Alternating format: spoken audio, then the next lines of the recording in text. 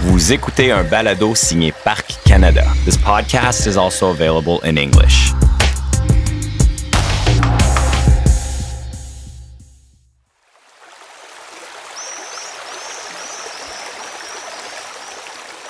Ce que vous entendez, c'est le son de la rivière Kootenay qui coule entre les parois rocheuses presque verticales du Canyon Marble.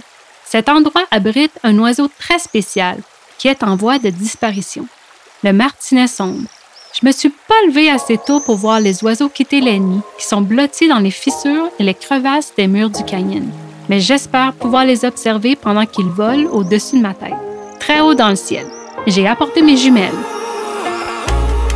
Nous vous souhaitons de nouveau la bienvenue à Interaction, un balado de Parc Canada. L'épisode d'aujourd'hui porte sur le martinet sombre, un mystérieux petit acrobate aérien. Installez-vous confortablement et nous vous dirons où le trouver, ce qu'il faut pour l'étudier, pourquoi il est en danger et bien plus encore.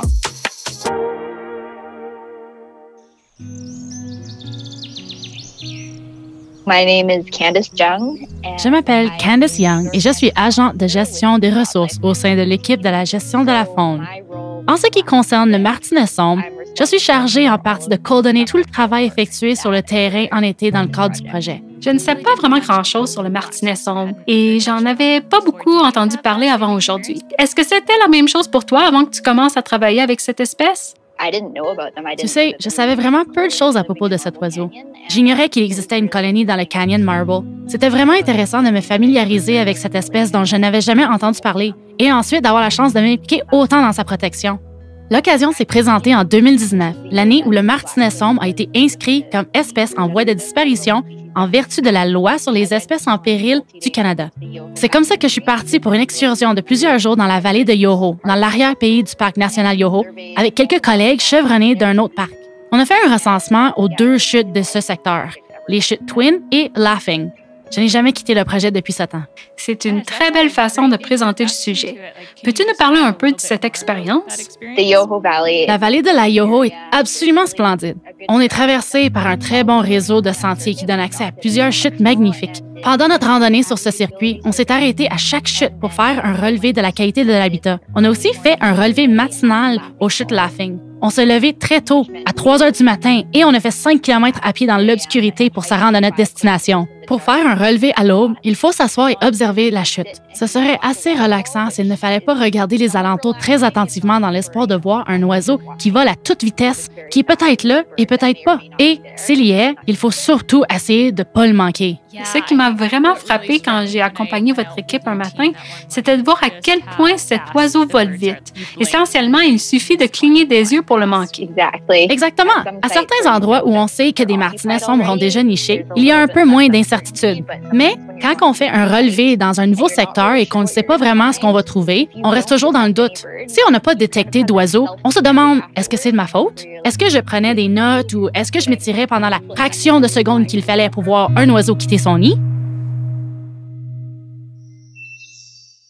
En recherche, une façon de gérer ce genre d'incertitude et de doute, c'est d'établir un protocole normalisé que tout le monde doit suivre pour faire les choses de la même façon. Si je recueille des données en suivant un protocole normalisé et qu'une autre personne fait la même chose en suivant le même protocole, on peut facilement comparer les résultats.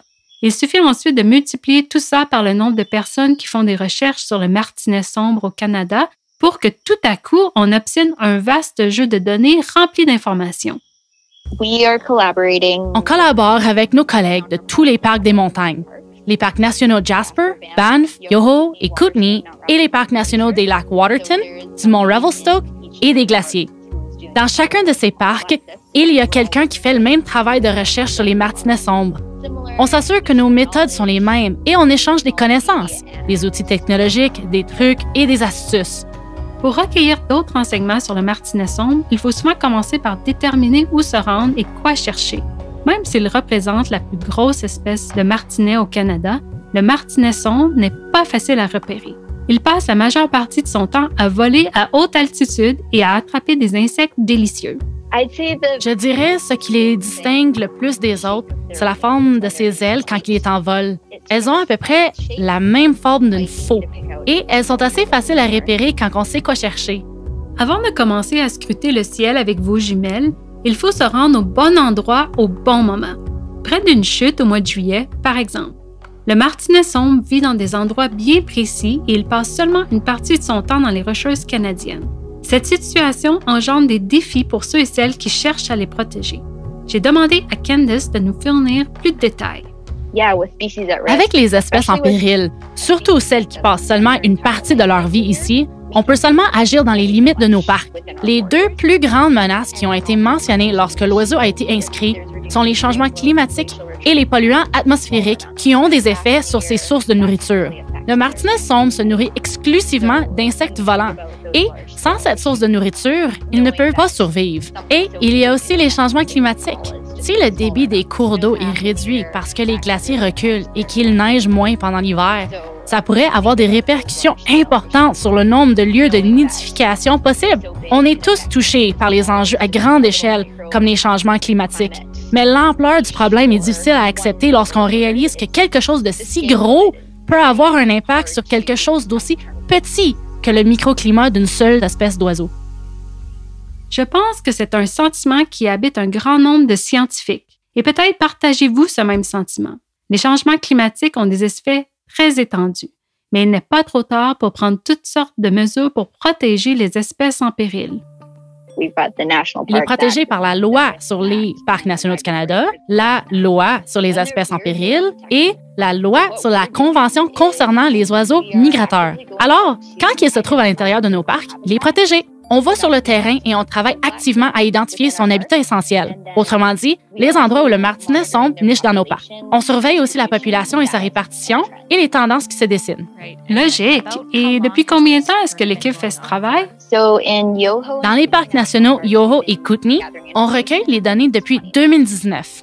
Les recherches sur le martinet sombre en sont encore à leur début dans la région. Il y a encore beaucoup de choses que nous ignorons, mais nous en apprenons un peu plus chaque année.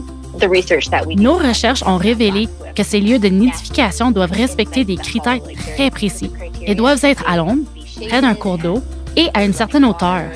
Il ne doit pas y avoir d'obstacles dans la trajectoire de vol et ils doivent être à l'abri des prédateurs. Ici, dans les Rocheuses, ça veut généralement dire qu'ils nichent sur des falaises, près des chutes ou des canyons.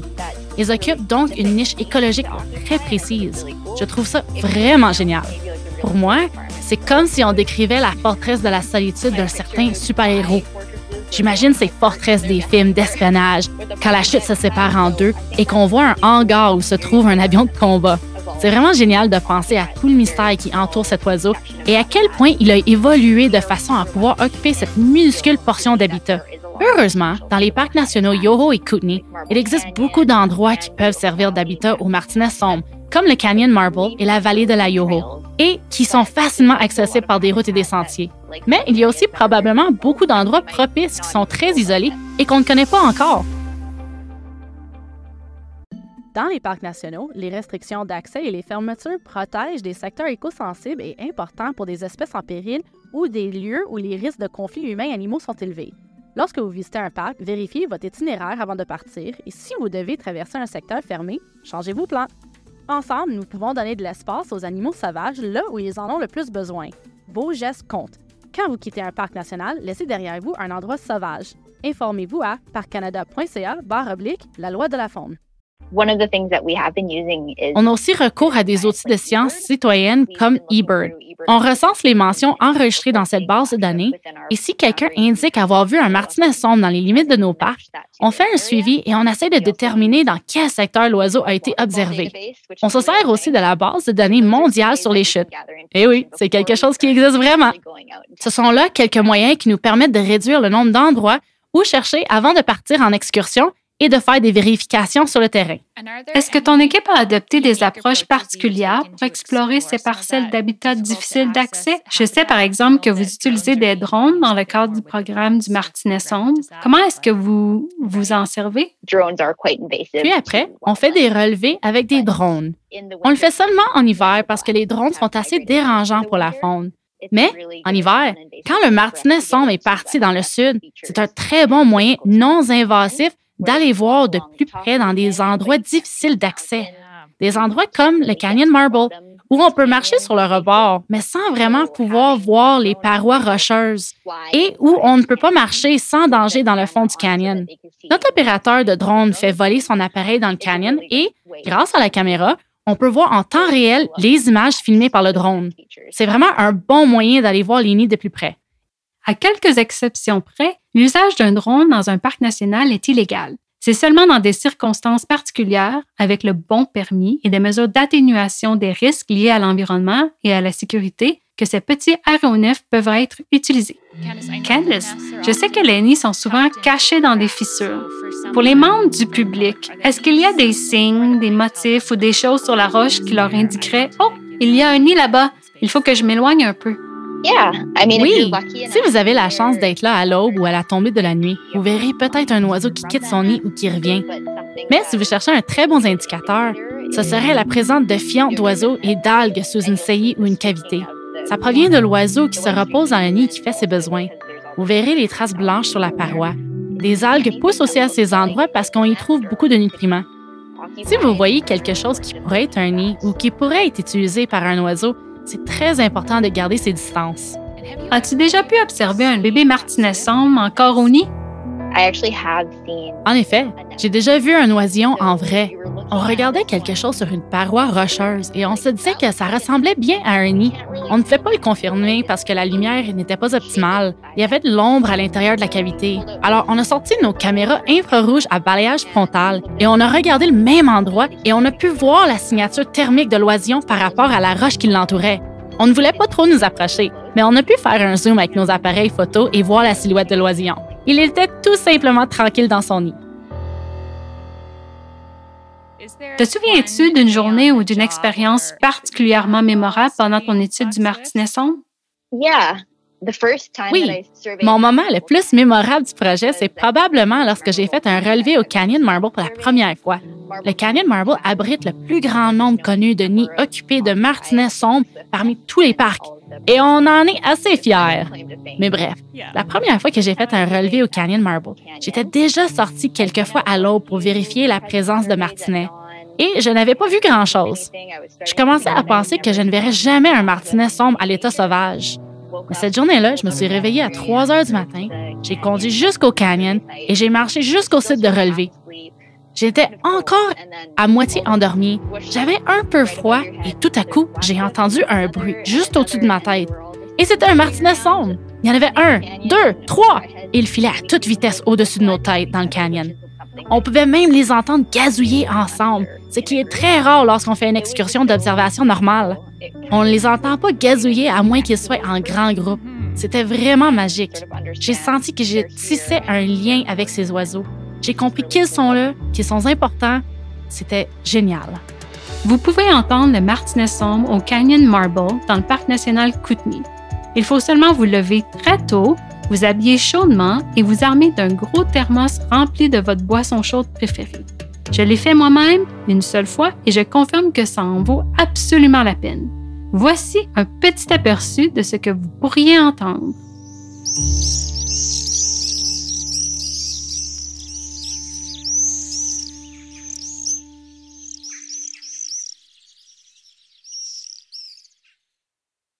Faites un voyage qu'ils n'oublieront jamais. Cet été, réservez une randonnée guidée de Parc Canada au glacier Stanley et tenez un fossile de 500 millions d'années. Cette randonnée familiale est idéale pour en apprendre sur les fossiles des schistes argileux de Burgess. Traversez une forêt brûlée où poussent des fleurs sauvages, une rivière aux eaux turquoises et admirez la vue sur le glacier Stanley. Visitez parccanada.ca/schiste-Burgess pour en savoir plus et réserver votre prochaine aventure.